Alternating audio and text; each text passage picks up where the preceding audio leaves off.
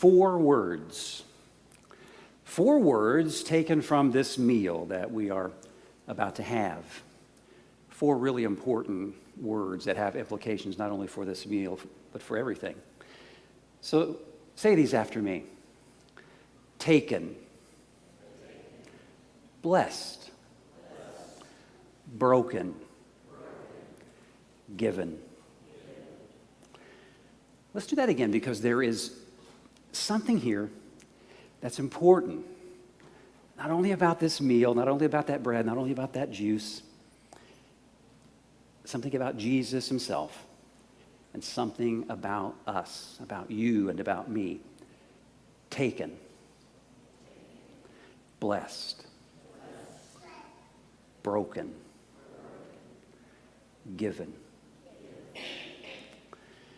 The Gospel of Mark has been called a passion narrative with an extended introduction. There are 16 chapters in the Gospel of Mark, but fully 1/3 of the Gospel of Mark happens in the last week of Jesus' life, in Jesus' passion. Passion comes from the word passio, which means suffering. 1/3 of the book of Mark takes up Jesus' passion, that last week in Jerusalem, his suffering and his death. And day by day, week by week, month by month, we're getting closer. We're in chapter 6. In chapter 14, Jesus will gather his disciples around that table on the night before he is to be put to death. And he shares that last supper with them, which has become for us the Lord's Supper. And from that setting, we get today's gospel lesson. We get the institution of the Lord's Supper, even in this scene on the grass when he multiplied the fish and the loaves. It had a foreshadowing of this meal that we anticipate that's going to come around that table, and that meal that we celebrate week by week. In chapter 14, we hear these words of the institution of the Lord's Supper, and listen to our 4 words. Listen for them. While they were eating, he took a loaf of bread, and after blessing it, he broke it, and he gave it to them and said, "Take, eat, this is my body." Then he took the cup, and after having given thanks, he gave it to them, and all of them drank from it, and he said to them, "This is my blood of the new covenant, which is poured out for many. Truly I tell you, I will never drink it again, never drink the fruit of the vine until that day when I drink it new in the kingdom of God." And we get that foreshadowing of that special meal in this morning's gospel lesson from chapter 6 and the feeding of the multitude, or the multiplication of the loaves and fishes. Listen for those 4 words. Taking the 5 loaves and the 2 fish, he looked up to heaven and blessed and broke the loaves and gave them to his disciples to set before the people. And he divided the 2 fish among them all. All ate and were filled. And many of you who have experienced the Walk to Emmaus weekend, it is special in the United Methodist Church, it's special in the experience of Baker Chapel. Those of you who have enjoyed that weekend, the story of the road to Emmaus resonates with you, and we get those 4 words in that story too. Remember, it's Easter Day. Toward the end of the day, on Easter Day, 2 disciples are making their way back to Emmaus, and Jesus joins them there, walking down that road, and they don't recognize him. He's going to go on, and they say, "Come on in, and let's have a meal together." And it is in the breaking of the bread that they recognize Jesus. The recognition came in the breaking of the bread.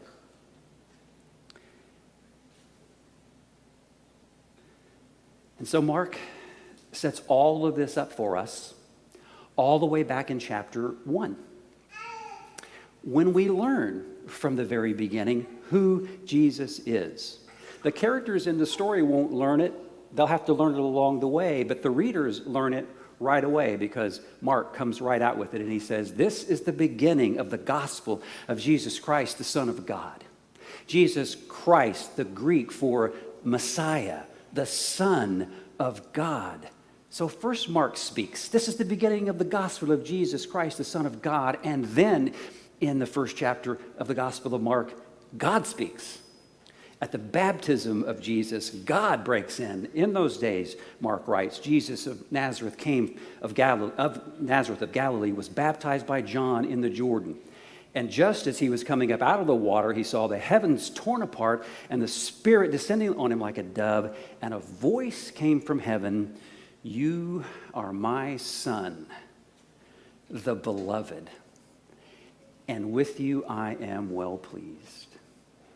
You are my Son, the beloved, and with you I am well pleased. This morning's message was inspired by a Roman Catholic priest by the name of Henry Nouwen. Hopefully it was inspired by God and is inspired by God, but for me, I was inspired by Henry Nouwen to share some of what he shared. Henry Nouwen died in 1996, but he was a well-known Roman Catholic priest and educator. He was on the staff in the divinity schools at Notre Dame University and at Harvard and at Yale. He spent the last part of his career living in a group home for people who were seriously mentally or physically disadvantaged. He was a prolific writer, and you can find his books, certainly. And what I find, and I find it more than once or twice or three times a year, is a certain speech that he gave, a sermon that he gave at the Crystal Cathedral in Orange County, California, Robert Schuller's Crystal Cathedral. Have any of you ever had the opportunity to be at the Crystal Cathedral? I did a long time ago. We were out there.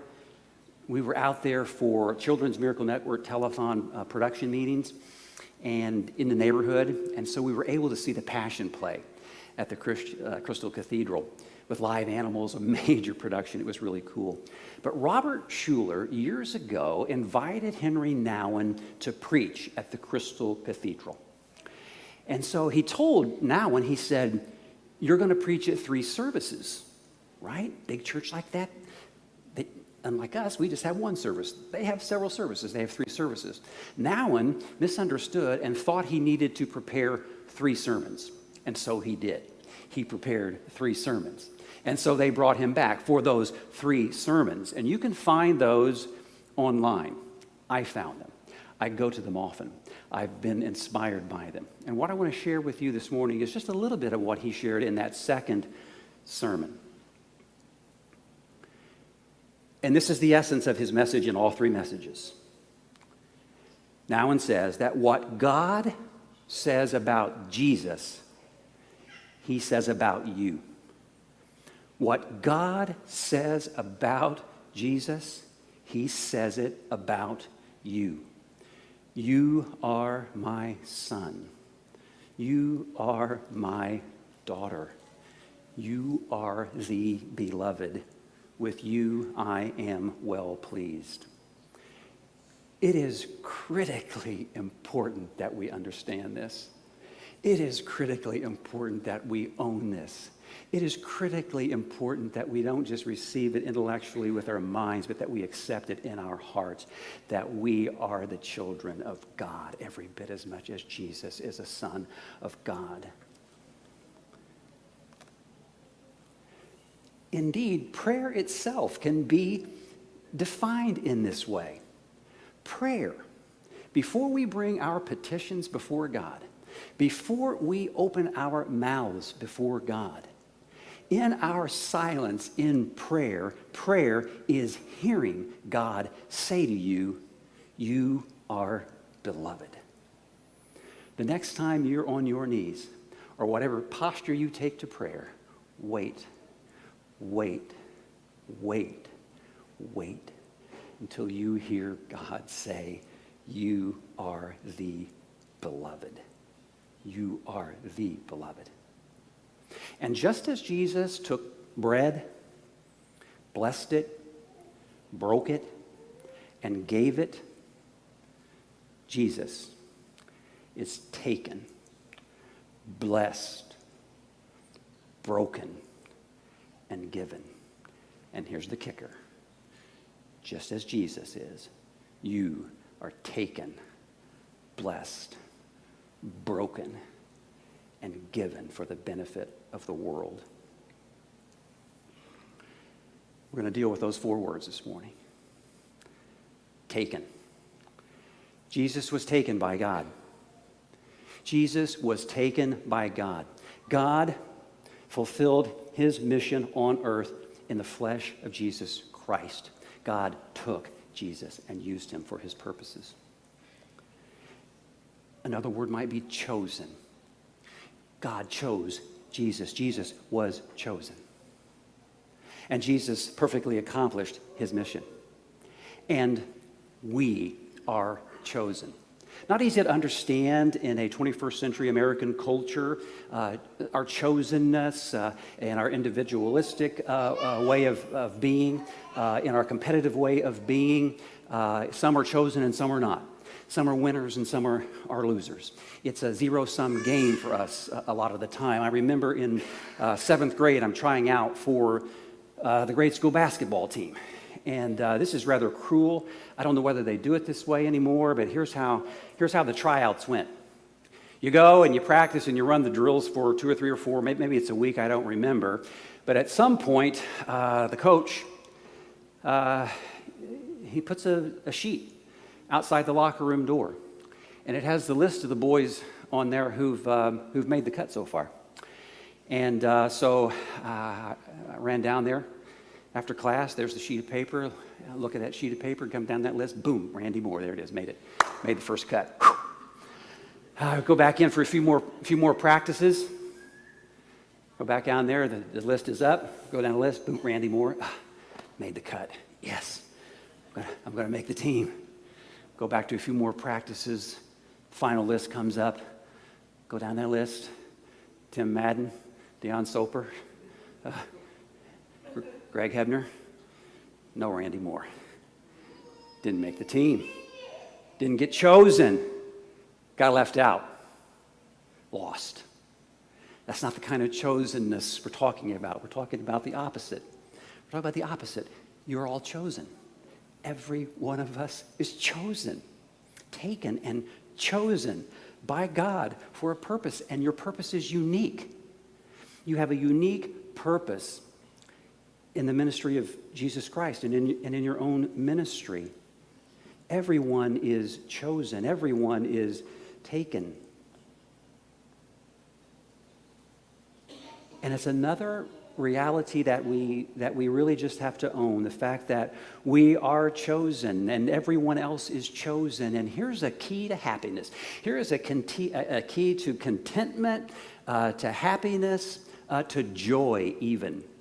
When we can recognize the chosenness in others and celebrate the chosenness of others, if we can put down our envy and our jealousy of those close to us, our friends and our family, and those near to us and those far from us, and even our enemies, if we have enough confidence to know that we're chosen, we aren't threatened by anybody else's chosenness, and we can celebrate people's accomplishments, we can celebrate their trophies, we can celebrate their raises, we can celebrate their beauty, we can celebrate their intelligence, we can celebrate everything with joy because we too are chosen. But we live in a culture that's competitive and envious and jealous.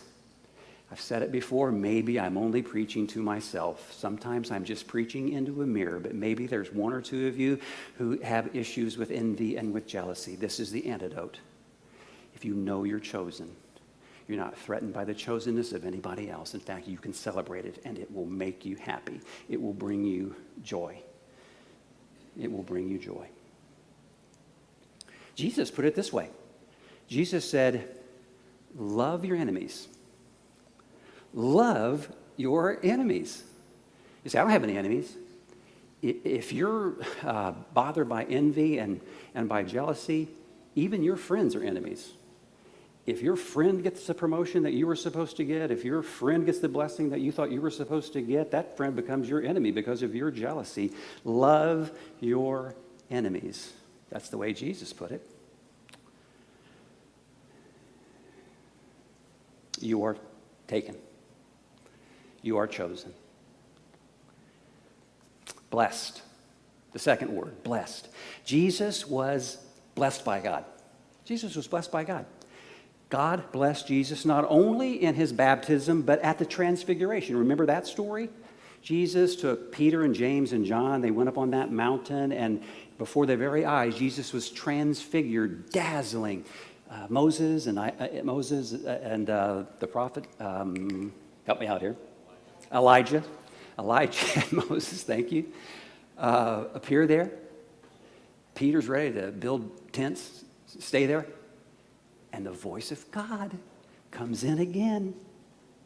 And from the cloud says, "This is my son, my chosen. Listen to him."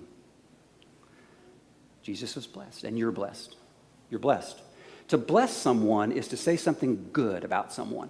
To say something good about someone. Blessing is connected to the word benediction. Bene means good. Diction means to speak. Dictionary, dictate. Saying good things, not complimentary things. Saying and recognizing the good in someone, the inherent good, intrinsic value of someone. That's a blessing, to recognize everyone's innate goodness. Benediction. The Beatitudes, the same word, Beatitudes. You guys remember the Beat generation? You remember the beatniks in the 1940s and the 1950s, 1960s? The writers like Jack Kerouac, they were beatniks. It was the beat generation. Beat, good, beat. They looked to a good life apart from materialism. The beatniks, the beat generation, and the Beatitudes. The Beatitudes. When Jesus saw the crowds, he went up to the mountain, and after he sat down, his disciples came to him. And they began to speak and taught them, saying, "Blessed are the poor in spirit, for theirs is the kingdom of heaven. Beat are those who mourn, for they will be comforted. Blessed are the meek, for they will inherit the earth. Beat are those who hunger and thirst for righteousness, for they will be filled. Blessed are the merciful, for they will receive mercy. Blessed are the pure in heart, for they will see God. Blessed are the peacemakers, for they will be called children of God. Blessed are those who are persecuted for righteousness' sake, for theirs is the kingdom of heaven." Beat are you when people revile you and persecute you and utter all kinds of evil against you falsely on my account. Rejoice and be glad, for your reward is great in heaven, for in the same way they persecuted the prophets who were there before you. You know what struck me this time reading the Beatitudes? It's a fairly comprehensive list. We can find ourselves in there. We're blessed. We're good. God is saying good things about you from the beginning. From the very beginning, God has been saying good things about you. Because of our fallenness, we have a tendency to concentrate on the second creation story in the book of Genesis. We tend to emphasize the story of Adam and Eve because of their fall. But in the first creation story in Genesis, when God created humankind in his very own image, God stood back and looked at humankind and said, "That's very good. Very, very good." Critically important that we know who we are. That's our identity. Our identity isn't determined by what we do or what we have or what people say about us. Our identity comes from our innate goodness, which is a gift of God at creation. You're blessed. Broken. Jesus was broken. It is the mystery of the cross that somehow Jesus' brokenness had redemptive value. Jesus was broken. They broke him down. They broke him down to death. Somehow, God turned it around. God glorified it somehow. It is the mystery of the cross. We are broken. Every one of us is broken. We might be broken to various degrees physically, mentally, emotionally. We have broken relationships. We have broken hearts. We have issues, spouses, husbands and wives, sons and daughters, brothers and sisters. Relationships are broken. We are broken. We're broken people. Thank God for the cross. Thank God that Jesus identifies with us on the cross. Jesus, in his brokenness, identifies with our own brokenness. And we're broken. We're broken. Here's what Nouwen says, and this is why I think he's brilliant, and he's touched by the divine. We have to embrace our brokenness. We have to embrace our brokenness. Embrace it, own it. It's part of who we are. We want to be whole. We want to be healed. We want to be 100% healthy. We want to be on it. And we're disappointed when we're not. We think less of ourselves when we're not. It takes us down when we're not. We forget who we are in Christ when we're broken and we're aware of it and we judge ourselves by it. We need to embrace our brokenness. It's part of our wholeness. Our brokenness is part of our wholeness. We live our brokenness under the blessing. We live our brokenness under the blessing, not under the curse. If we're broken because we're cursed, we're lost. If we're broken under the blessing, that's another thing. We live our lives under the brokenness, not under the curse. I suppose I'm approaching elderly status. I might already be there. I'm getting those doggone senior discounts everywhere I go. Here's $1 back for being old. Don't spend it all in one place. I'm thinking about that because of what we're going to do in the fellowship hall. Not to point out the brokenness of the elderly, but because I'm getting closer to being elderly, I know a little bit about breaking down. Starting to see year by year, things are beginning to break down a little bit, right? We're only talking about the physical here, but things tend to break down. And we have a tendency as a culture to take whatever's breaking down and toss it aside. Whatever's not as efficient as it used to be, what's not as sharp as it used to be, let's set it aside, and we do that with our elderly. That doesn't happen in other cultures. In other cultures, they honor their elders because their elders have this deep well of wisdom that they draw from. In their brokenness, it's because of their brokenness that they have something to say in the first place. And so, that's what we're going to do.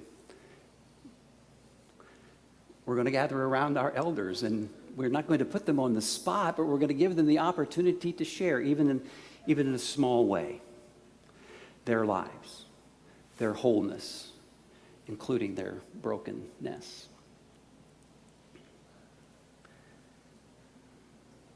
We're broken. And finally, we're given. Because Jesus was given first. Jesus was broken and given for the world. Broken and given for the world. We are broken and given for the world. Jesus gave his life for the sake of others. Jesus was and is given as food. Given as food.